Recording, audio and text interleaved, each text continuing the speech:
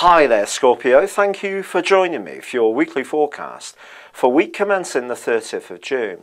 Now if you tune in regularly, you'll know that your cardinal square aspects have been activated quite a lot in recent months.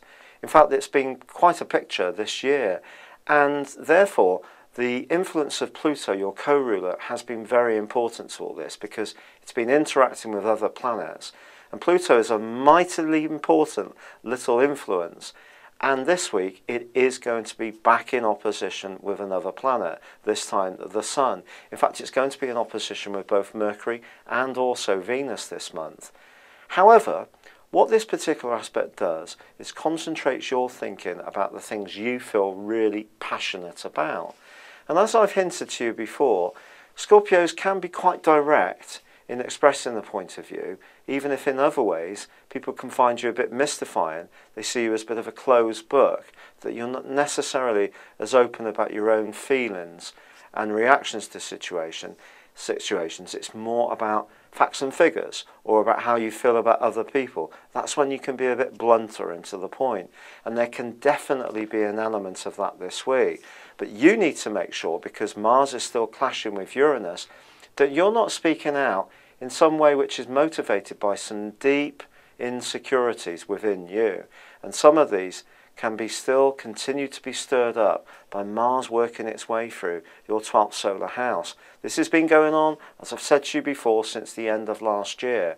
Now you may have worked through a lot of this stuff, there may be more to come, but it can make us react when Mars is in the 12th house and see us speak first, ask questions later. Try to avoid that trap this week, particularly early in the week when Venus is tangling with Neptune, which means that you could say something thinking it's in the best interests of someone, and you can mean it in a very kindly way, but actually your facts could be completely wrong.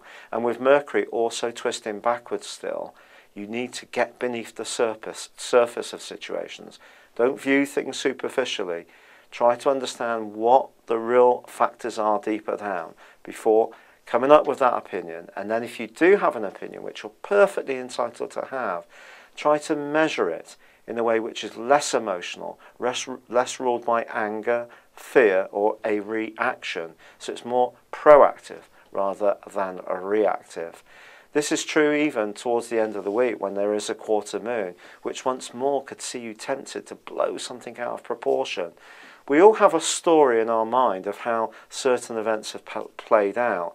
Sometimes we need to be challenged about the validity of that story, and the best people to do that are the friends who are really honest with us. So if there is someone that you can absolutely rely upon, why not have a frank discussion? They may give you their point of view, and it may help you to see things more in the round, especially if it's something that's been leaving you fuming all week. But as the week draws to a close, Venus actually forges a superb link to Uranus, and this can be very unexpected good news around finances or a job, something to look forward to as this week draws to a close. Thanks for joining me, good luck, and goodbye for now.